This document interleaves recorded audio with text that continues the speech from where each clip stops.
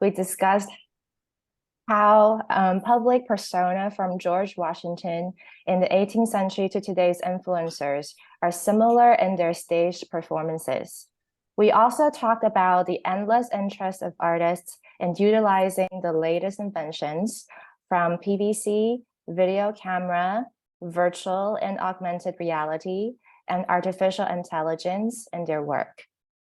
Today, we will take one tiny sidestep from art and material and go back to the beginnings of human innovation and consider the very basic sense of vision that allows the existence of visual art. Why do we want to be better? And what drives us to know more about our surroundings and ourselves? Arthur's recent work, titled Viewfinder, has been examining in terms of the origins of light, the biological evolution that brought sight, and the devices that are designed to receive light, which he will tell us more about.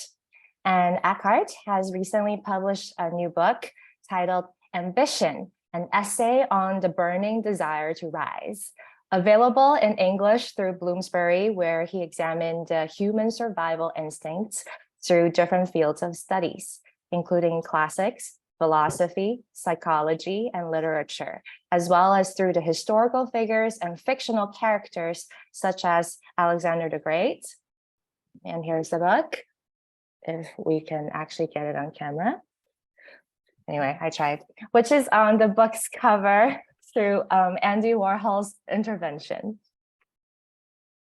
Before we begin, I would like to thank the SHO Foundation Limited for their support to Parasite's online programs. We hope to bring in more high-quality online content, even after the reopening of the Hong Kong borders after 3 years. All our online programs, including those in the Art and Technology series, are available on Parasite's YouTube channel, one business day after the live webcast. Today's program, we will start with Arthur and Eckart sharing their work with everyone before we jump into a conversation, which I will moderate. Arthur and Eckart will also ask each other questions. Afterwards, we will take questions from the audience, and please share your questions with Parasite via the chat function on Zoom. Without further ado, let's begin our journey to the stars. Arthur, would you mind sharing with everybody your work? Yes, thank you. Thank you so much, Kelly, for inviting me and for Parasite for hosting this talk. And I'm really grateful that you brought us together, Eckart and me, and I'm really happy to begin to know his work. So I'll just share a little bit about my recent practice and recent research. And first I'll open the screen.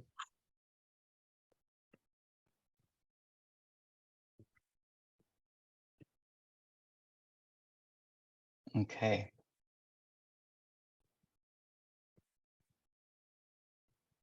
Great. Hopefully you can see that. So I've always found it useful to keep in mind that photography is many things. It is an art, it is a discourse, a philosophy, a medium, a set of techniques, a set of genres, a set of applications, a system, a network, and an industry. Because of this way of thinking about photography broadly, starting in 2019, I began in earnest to look into the scientific aspects of photography. I've been increasingly interested in what I called the vision impulse and how that has influenced the ways in which photography has evolved, and how encountering a photograph has continued to impact our perception of the world and our understanding of it. But before vision, before the development of biological eyes and other vision systems, which of course detect light and in some cases capture light, I wonder if by considering light's earliest origins, if it can be useful and helpful to extend this understanding of photography. Obviously, besides light, time is the other crucial element necessary in the medium. When I became a parent a few years ago, I felt a deeper yearning to know more about time, timelines, and how lifetimes intersected. I started to think about how I can trace the time of the first exposure to where we are now. The Big Bang is theorized to have occurred 13.7 billion years ago, and a tiny fraction of a second after, 10 to the minus 36 seconds, inflation happened, where a sudden exponential expansion of matter and space took place, and out of this complex process, the first photons were released. Remnants of this first light, called the cosmic microwave background, or CMB, still exist in the universe. In my recent writing, I refer to this as the primordial exposure. So if we picture 2 points, one that follows a physical course tracing the departure of the first photon particles, or the oldest light that came from the very beginnings of the universe, and the other marking the temporal arc that began with the earliest known life forms, and also tracing the long evolutionary development of vision. The point where these two lines intersect is where our current eyes are touched by those particles. So from these ideas, I became fixated on the notion that seeing is necessarily tied to time and space, which is maybe an obvious thing, but for me, still worth pondering. I was noticing moments of this kind of awareness of time and place beginning to develop in my daughter around the age of 4. These photographs began as a pandemic project.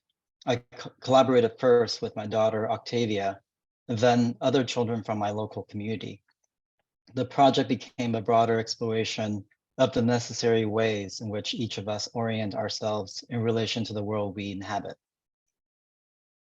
The ongoing project, the Viewfinder, looks at how seeing occupies a central role in this urge to know where we are, and further, how photographic technologies have helped to expand this awareness.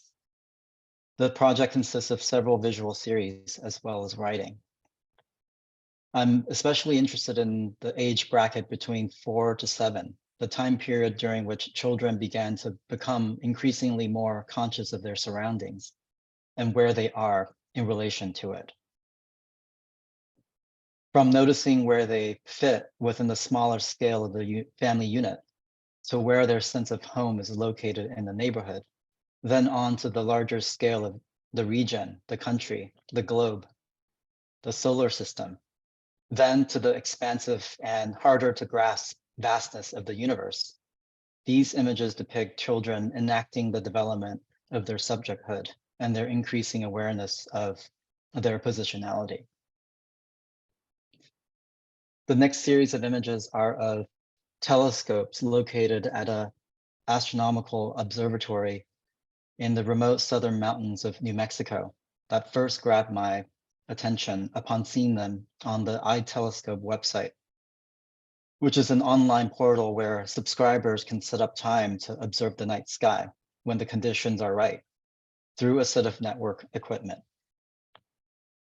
When I first saw them, I thought there was a kind of a human quality about them. So I tried to accentuate their anthropomorphic presence by using portrait lighting, treating them like the lonely looking machines that they appeared to me when I first saw them. When I spent time in the simple woodsheds that these telescopes were housed, trying to set up my camera and lighting equipment, I was really struck by the human energies coursing through the cables and wires from the operators that were vast distances away, each with their own desires, romanticisms, aspirations, curiosities, and ambitions that motivated them to look at things in the sky. On the first day after I arrived for the shoot, during a walk through the grounds, Lynn Rice, a sprightly octogenarian who, with her husband Mike, had managed the observatory for 2 decades, pointed to a large petrified piece of tree that she described to be from the Paleozoic period. She also picked up a small piece of pebble from the gravel path and pointed out that they were branchiopod fossils from the same era, about 500 million years ago. Branchiopods are known to have one of the earliest form of eye spots, clusters of simple photoreceptors that are genealogically linked to our complex eyes in the long course of evolution. The third set of images again ponders the sense of one's orientation to the world that surrounds us, though instead of a physical location, they propose ways of thinking about how each individual lifetimes overlap with other timelines that living or non-living entities inhabit. The photographs are still life juxtaposing a child's hand with a small meteorite. The child, of course, at the nascent stage of human life, and the meteor having traversed impossibly long distances and temporal expanse to arrive on Earth. I also thought about the luminescence from the faint glow, that first light that I mentioned at the beginning, that each of these bodies have absorbed throughout their differing scales of time and how they are already linked together.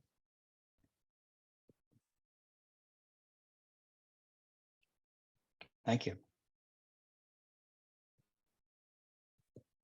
Thank you, Arthur. And that was very enlightening and very moving as usual. So Eckart, would you like to tell us about your book and your research?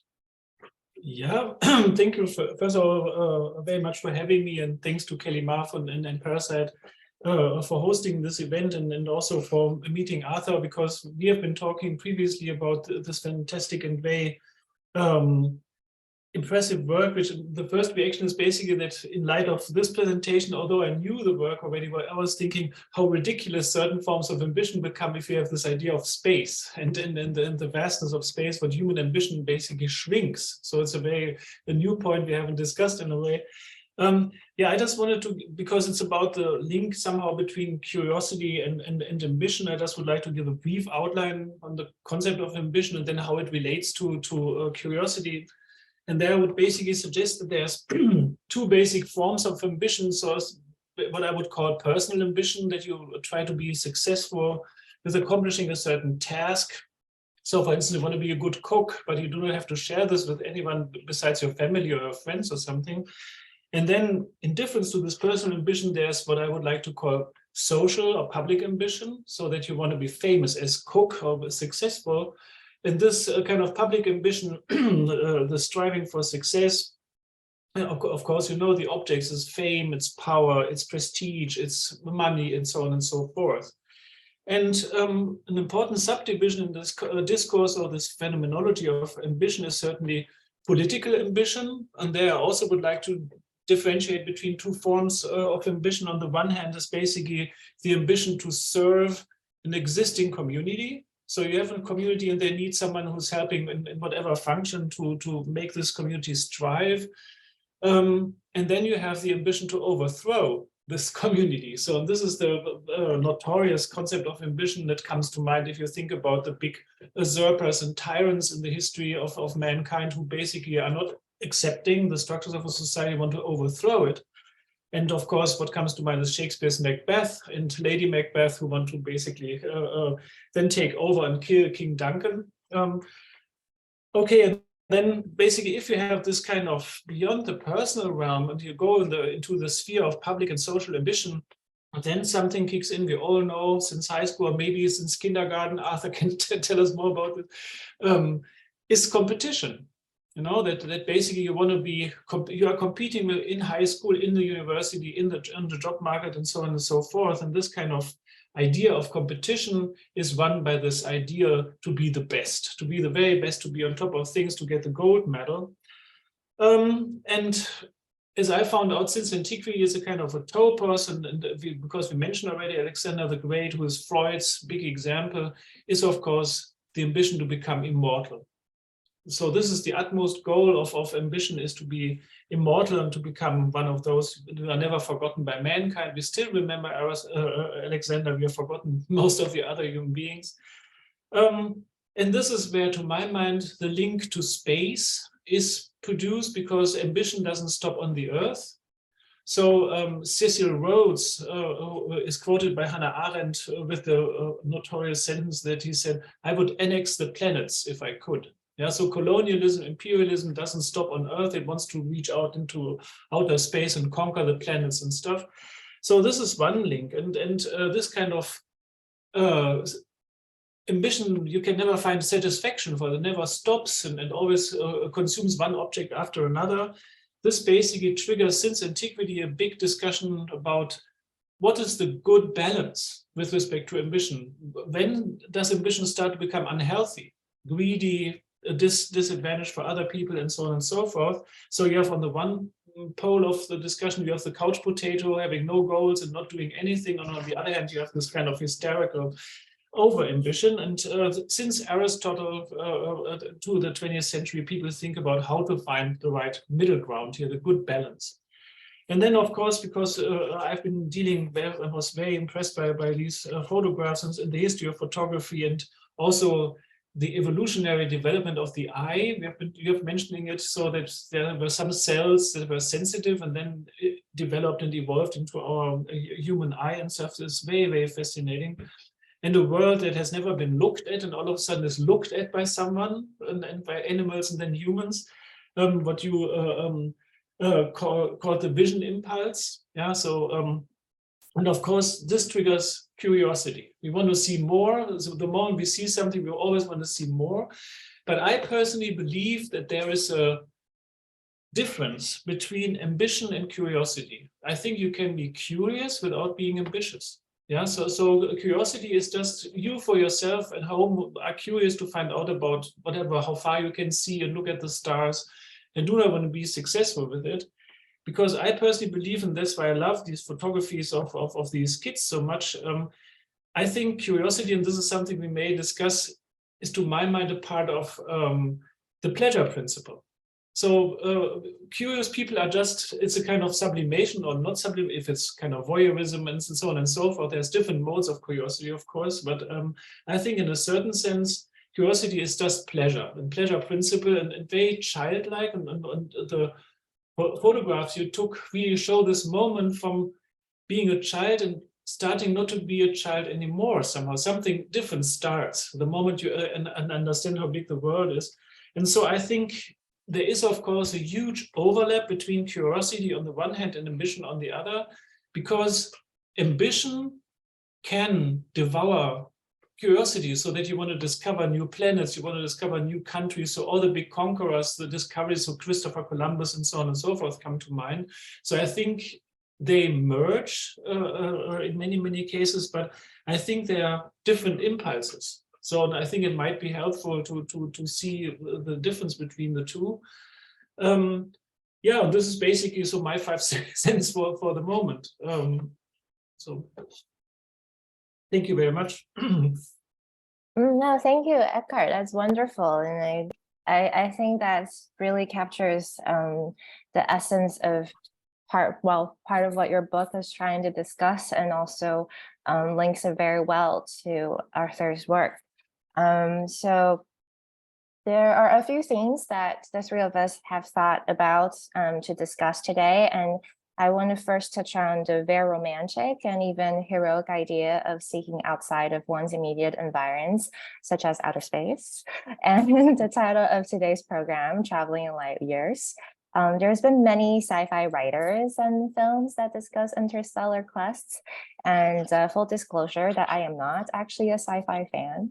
So I will be very out of my depth if we try to go there, as my interest stops at Japanese anime. That will date myself a little bit, such as the Mobile Suit Gundam Wing from 1995 and Cowboy Bebop from 1998. The latter I only saw a few years ago as it became available streaming online legally.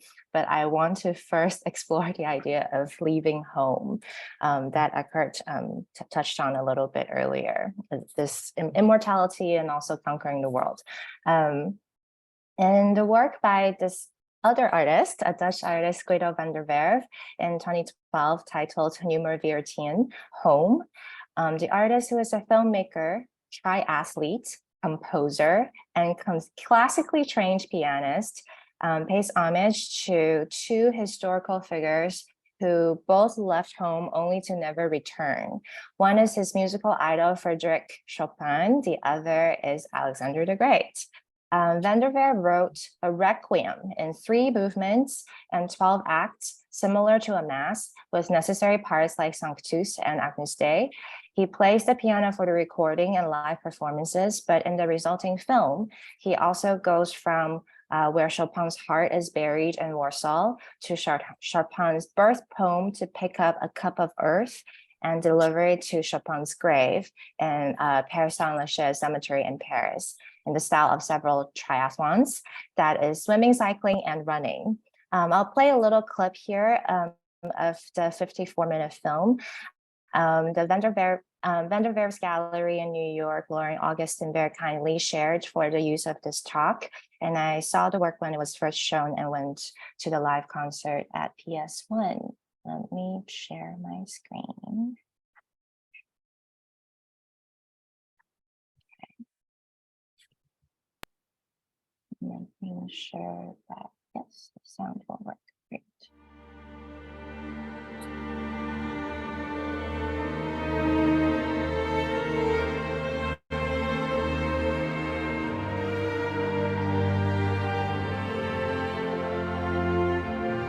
So at the beginning, you see Van der Werf is sitting in front of, I believe, is a piano, and what he's facing is where supposedly Chopin's heart is buried in this church in Warsaw. And then he proceeds to jump into the river and start swimming, which is the first part of a triathlon. And we can click to...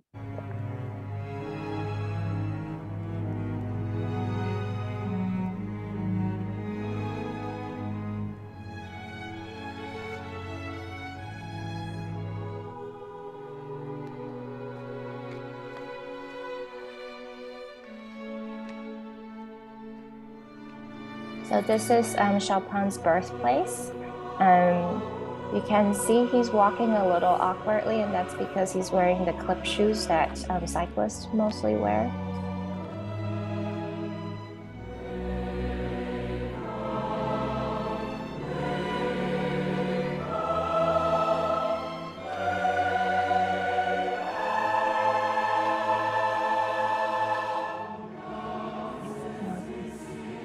This part. The part I skipped is where he was going through some landscape and various domestic buildings with the orchestra and the choir before he proceeds on this journey of completing this. I believe they said it was over 1,000 miles from Warsaw to Paris. In this very old-fashioned way of travel.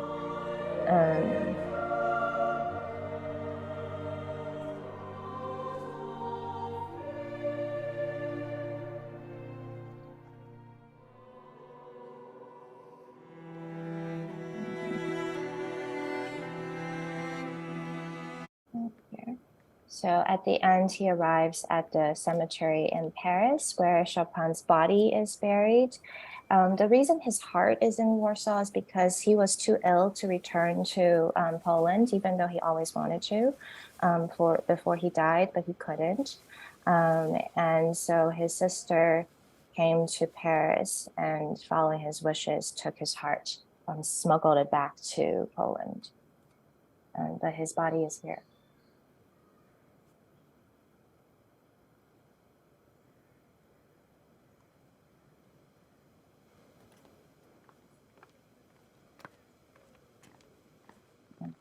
It. All right. I hope that's not too sleepy for the morning or in the evening. So from that idea of leaving home, we discussed that we will talk about exile. So Eckart, would you like to share from your side?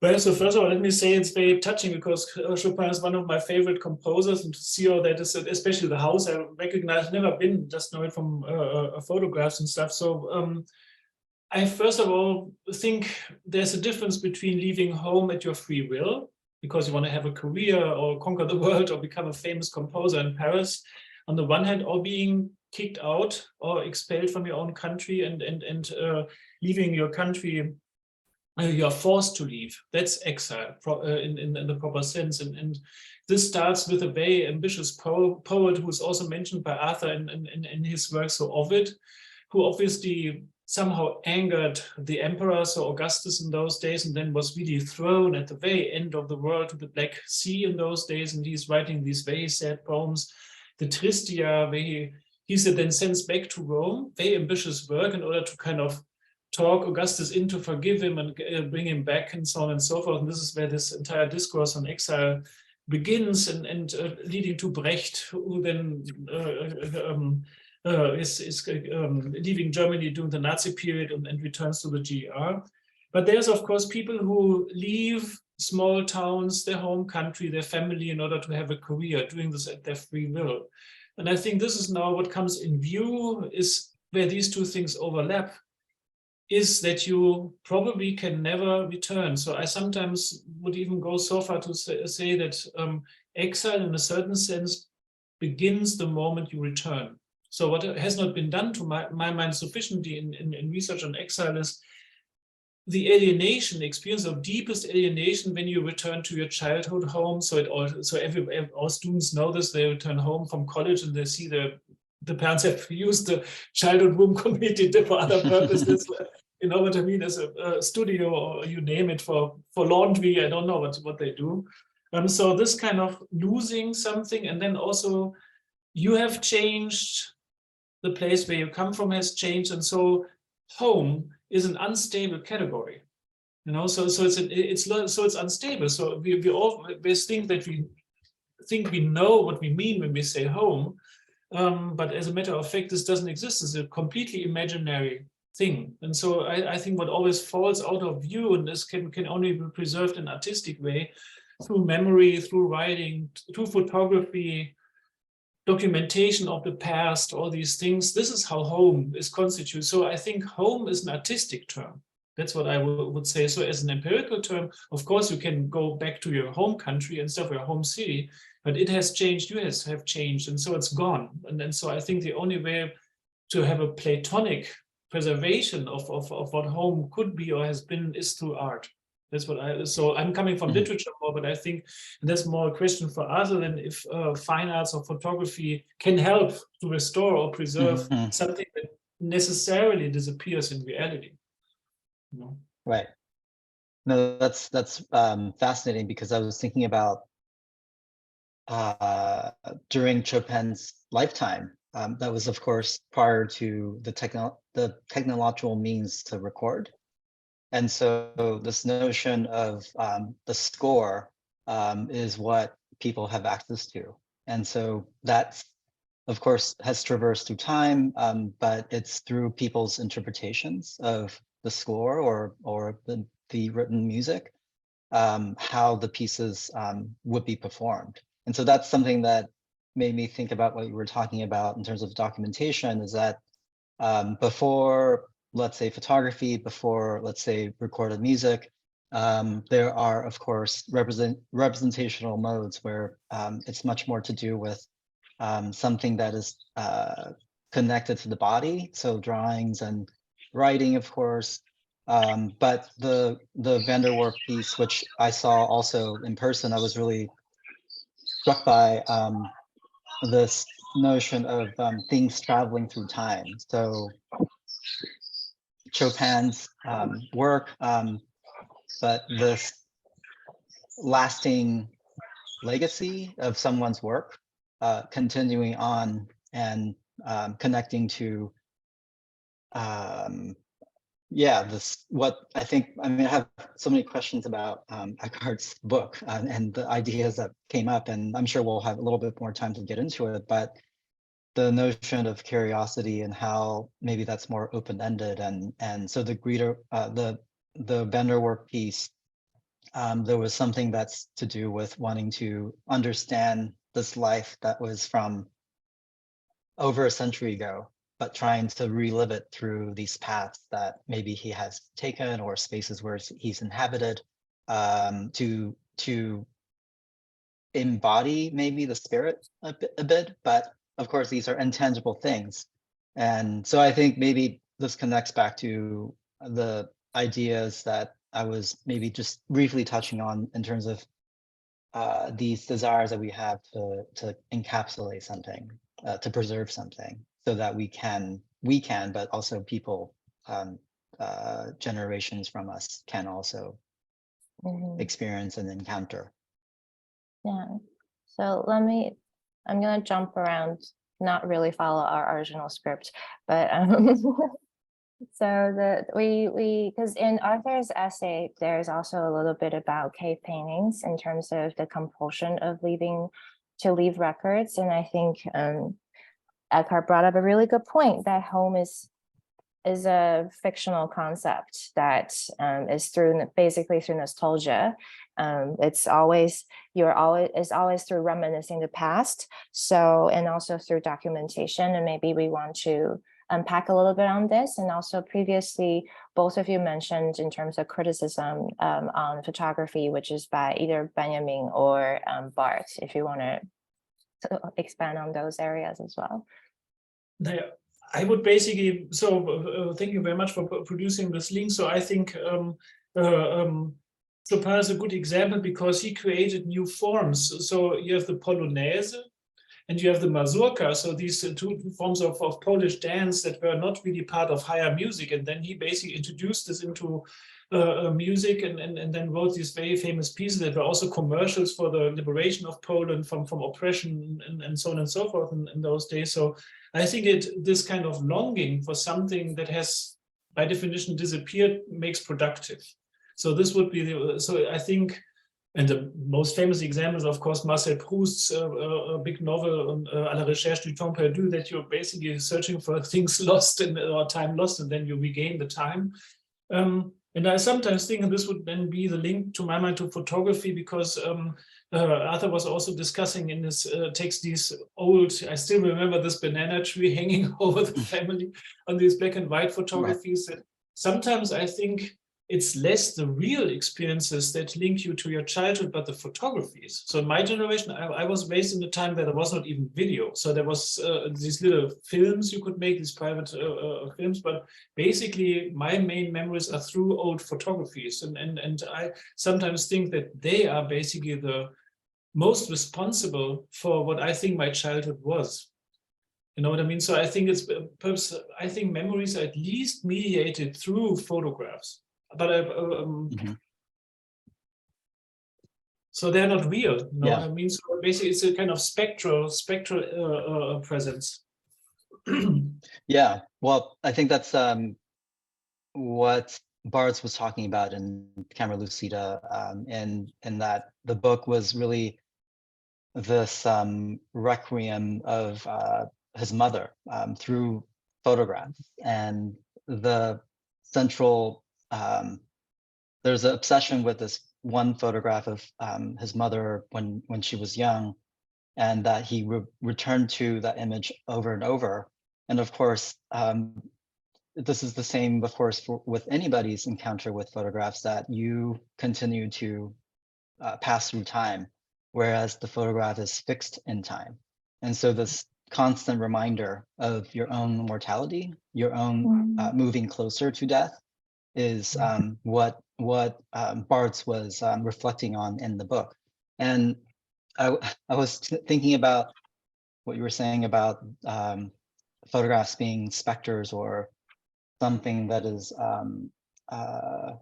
like a spiritual presence, but I was also thinking that photographs also produce reality, produce its own version of reality, right? Well, maybe not its, but produces a version of reality, the same that maybe the cave paintings, I mean, this is of course just my imagination, but thinking about those artists who make those marks, make those pictorial forms within the caves, I think that they were trying to interpret, maybe back to what I was saying earlier about having something that, so a written score or something that you can encounter, but then you have to bring your own experience into it.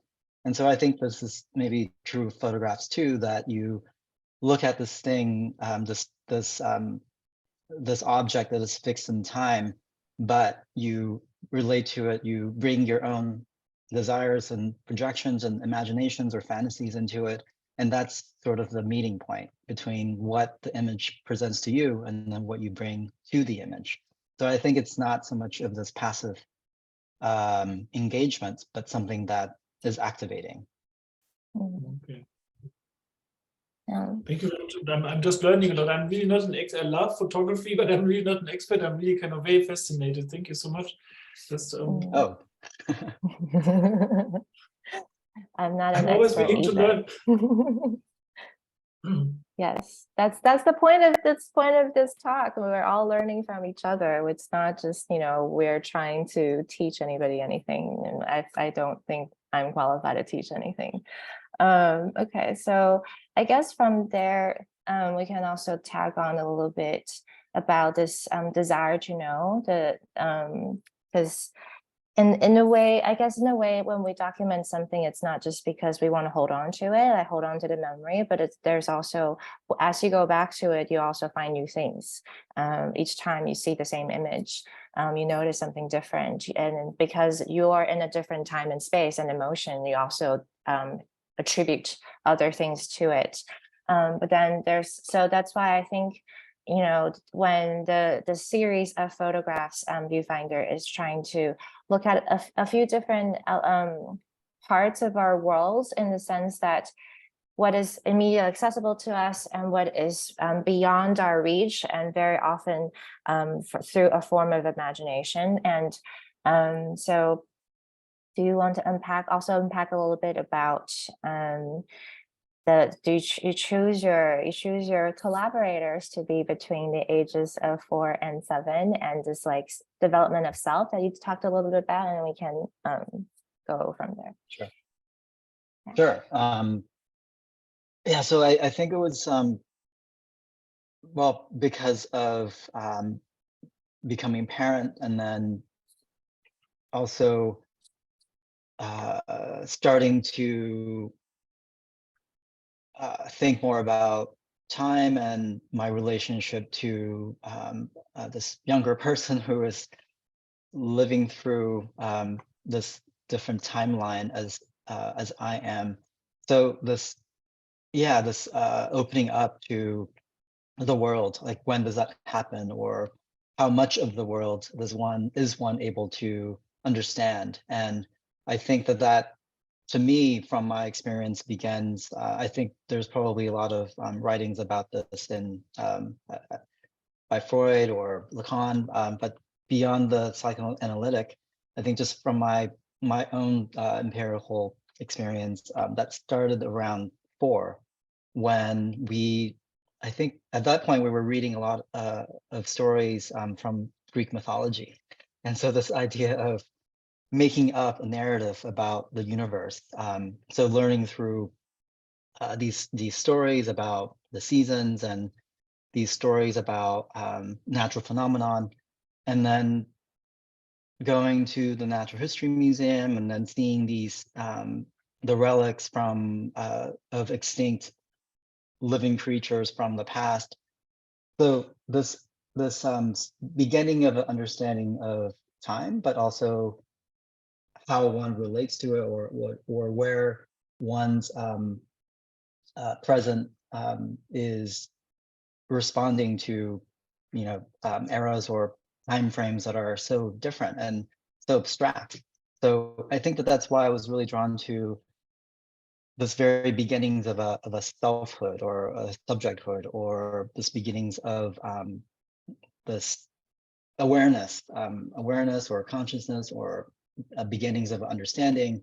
And I mean, I think maybe I hope that this connects to some of the ideas that Eckart explored in terms of, I mean, I think that there's difference between curiosity and ambition, but I feel like there's some overlap in those two ways of being.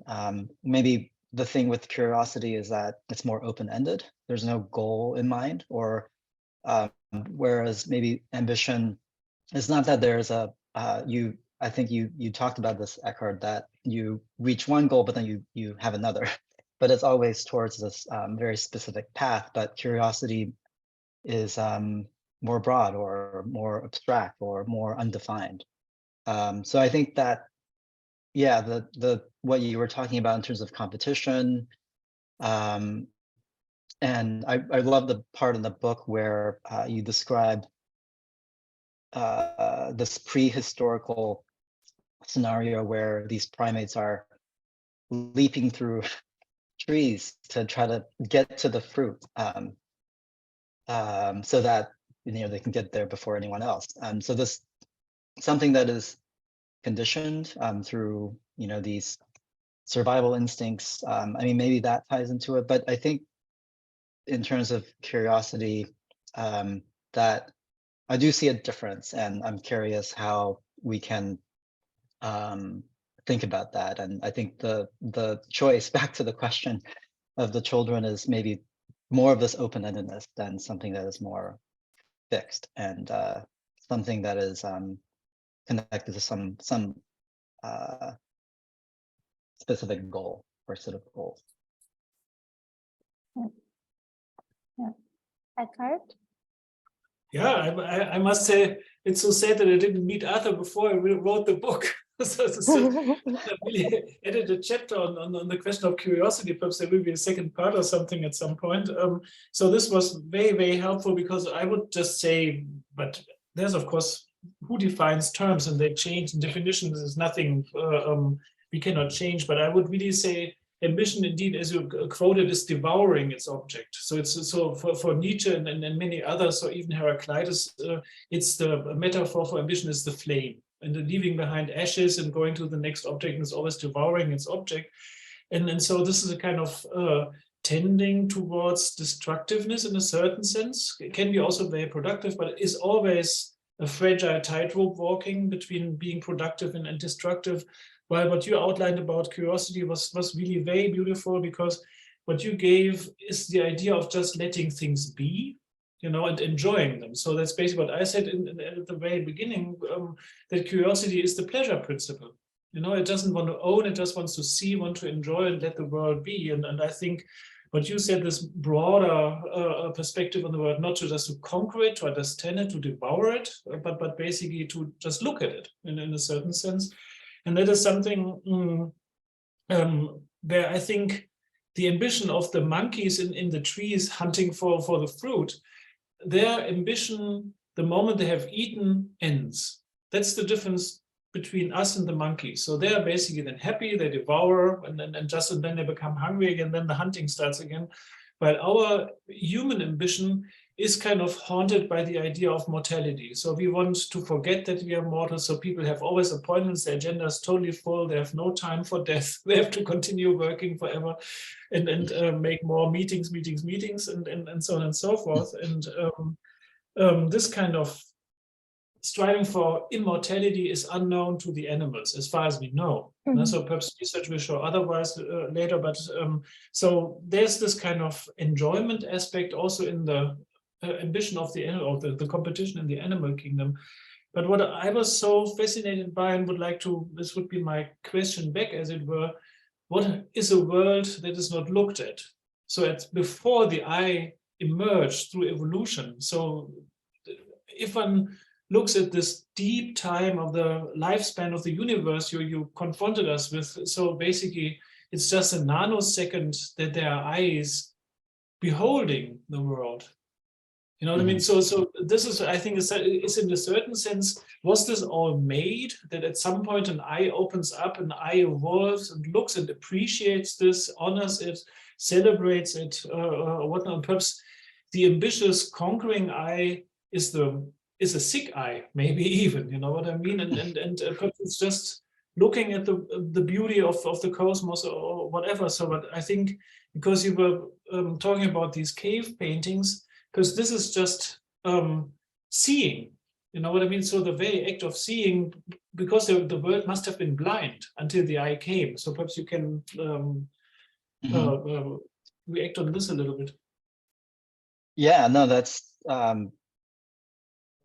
is something that I've been thinking about in terms of the conditions that allow seeing, because I think it's true. I think if we demarcate the time where light-sensitive styles began and start to cluster, and then develops into something more complex with the concave structure, and then forming lenses and irises and these image-based neurons that cluster.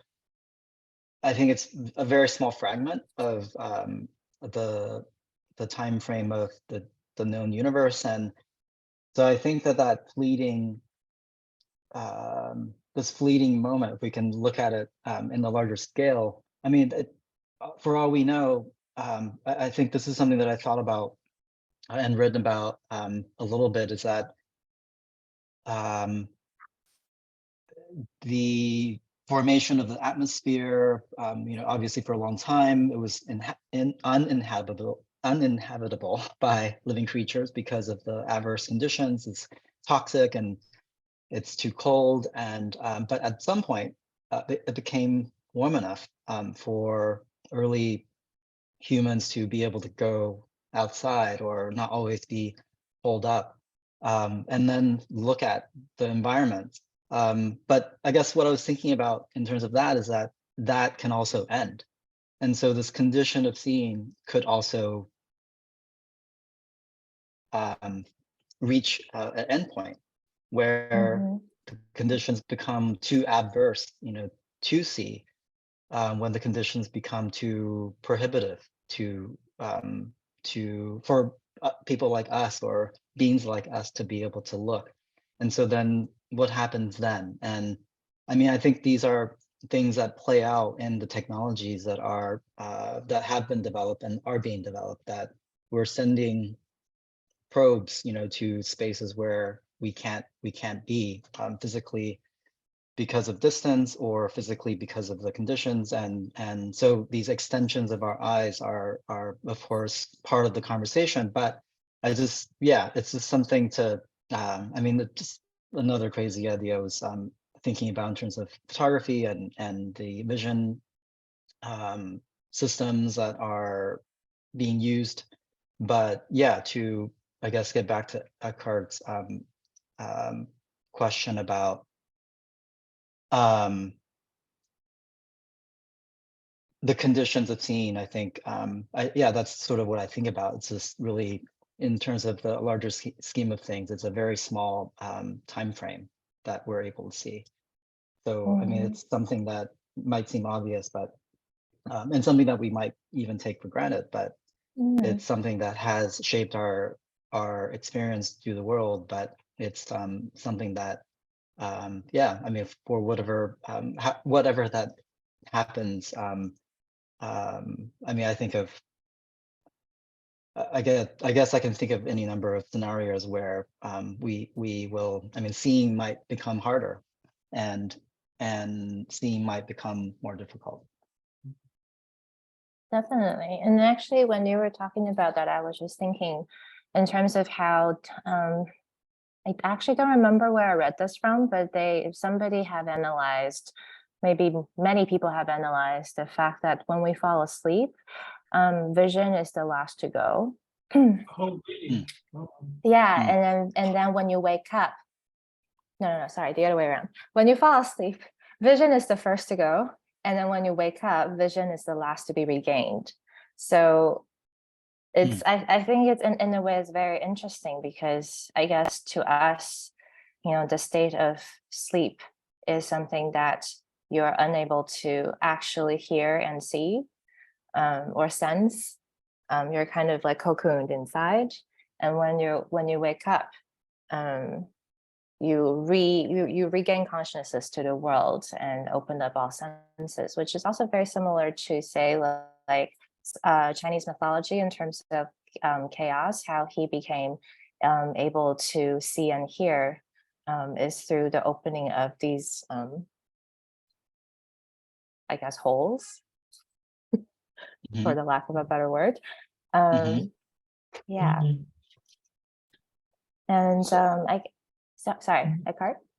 Oh, no. It's just so I was just very touched when Arthur mentioned the evolution of the eye. So because I always think that in class I always read this passage in Darwin's The Origin of Species. So his description how the eye evolved is so there you can prove that Darwin was a poet, because it's so beautiful, these pages. So there was somehow light sensitive tissue on our skin, and then somehow it became denser and denser and clustered, and then it gives this entire basically a big song on the eye by Charles Darwin. So it's very beautiful. And then I was really, this may be a kind of crazy idea, but if you say the conditions for seeing may get worse, and at some point one cannot see anymore, this of course reminds me of all the famous blind poets. So you have Homer, you have Milton, you have James Joyce, just to name some of them. And then I was wondering if it's possible to have a photography you can listen to. You know, so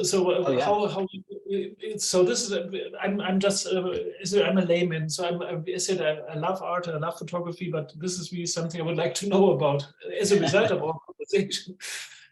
Oh yeah, that's definitely something that it's a technology that's been used for a long time. Radio telescopes.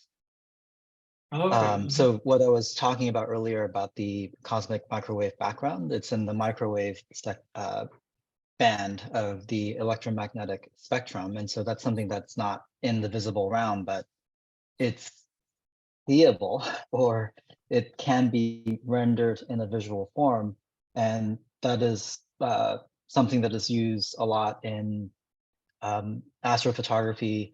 And in astrophotography, it's not just the visual band that they use to make observations or captures of observations. They use infrared, microwave, X-ray, and then sometimes the images that you see are composites of these, or that each type of rendering reveals something different.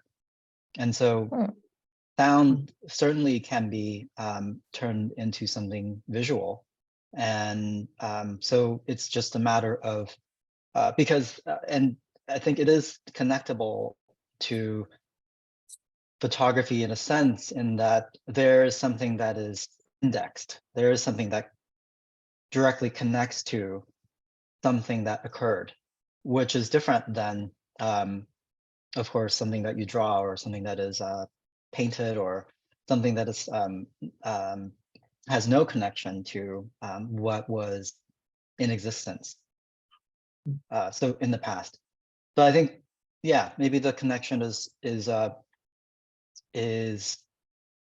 slightly oblique, but I think there is certainly a connection to this notion of the index, and that is very much part of photography and part of what sets it apart from other mediums.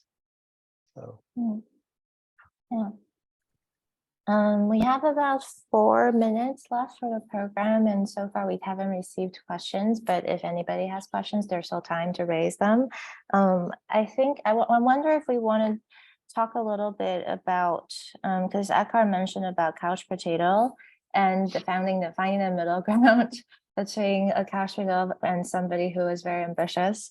That's, you know, and that reminded me of the more recent phenomenon maybe in the last like 5-10 years, that there's the lie flat generation.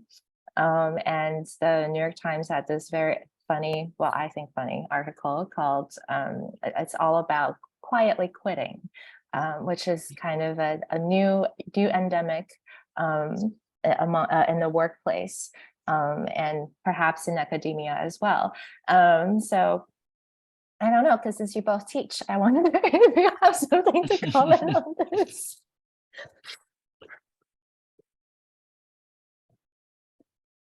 It's a wonderful idea. You shouldn't have told me. I just quietly quit. It's like they do the bare minimum of what their job requires them to do, right? So yeah, I think the serious answer to this would be that I think because of the Ukrainian war and all the poly crisis, we call it, we all didn't have time to really work through Corona.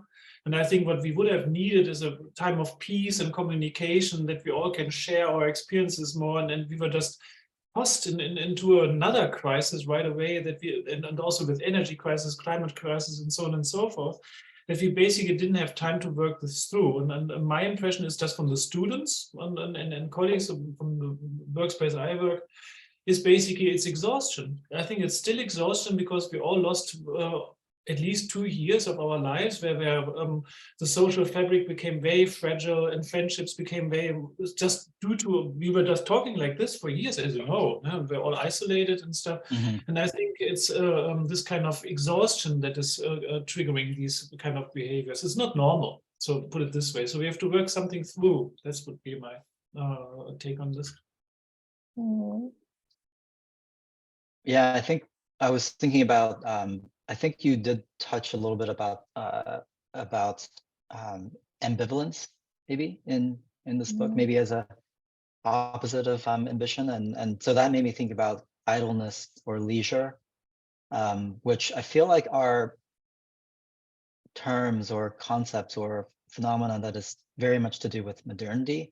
And I mean, this is too much to get into now, but it's because of well, I mean, this is just my silly conjecture, but because of industrialization, that there is this definition of the work time, and then there's a definition of non-work time. And so this notion of lie flat and just do nothing, I think is in response to, you know, this labor-oriented structure that modernity brought. And so, I mean, this is a little bit of a digression, but I guess that's what makes me think about when you brought that up. Yeah, and I feel like, you know, we also touched on a little bit about this concept of there's no time for death, in our age, for like, you know, striving to success, or, you know, this very capitalist world that rewards those who work hard. I mean, the latest Bond movie's title was No Time to Die. So maybe, and when we were talking about it, I was like, so I guess what is the purpose of a successful spy? A successful spy is somebody who nobody ever knows about you, which is the opposite of what your ambition should drive you. So that's also a very interesting concept in terms of, and thinking in terms of that one day there might be no more light and there may be no more vision, and these are also finite things. It took a really long time to develop, but it may not actually take that much time to disappear. And which I guess in a way makes every moment in life a little bit more precious, because you cannot relive them, even though you can somehow condense it and, you know, save it as an image in photography form, or save it as a video form. But that moment has already passed and will never come back. And what you have of it is really just the memory of it, rather than the actuality of it. I think that's a very good point to end our conversation. I'm sure if we're actually in real life, I'm sure we can go on for days on this subject. So I want to, so it's been an utmost pleasure to share this Zoom stage with you, and also going through several months of preparation and a lot of very interesting intellectual exchanges. Thank you for enriching my time of preparing for this talk. I would like to thank both of you for helping us think more deeply about curiosity, about ambition, about desires that has led our society to where it is now. And now it's the housekeeping management stuff. For those of you in Hong Kong, our current exhibition, Signals, Storms and Patterns, organized by our executive director and curator Billy Tang and our curator Celia Ho, is on view, and designed by Joel Austin, is on view through this Sunday, the 28th of May at Parasite. The Hong Kong artist Kong-Chun Hei solo exhibition, organized by our assistant curator Kobe Ko, is also on view in our newly expanded space on the 10th floor of the same building until June 18th. Please remember to check them out. And if you would like to catch both exhibitions this weekend, there will be an artist talk with Kongchun Hei this Saturday, May 27th at 2 p.m. at Parasite, moderated by Kobe, followed by a guided tour of Signals, Storms, and Patterns led by Celia at 3:30 p.m. in Cantonese. Billy will lead another guided tour of Signals, Storms, and Patterns on Sunday, May 28th at 2:30 p.m. in English. I would like to thank our wonderful team at Parasite, our patrons, for supporting us. And I would also like to highlight the help from our communications manager, Jason Chen, project coordinator, Helen Leung, our intern, Chanya Chang, for helping with today's program and ensuring the smooth running of everything and working behind the scenes. Thank you very much for joining again, and take care. Thank you, everybody.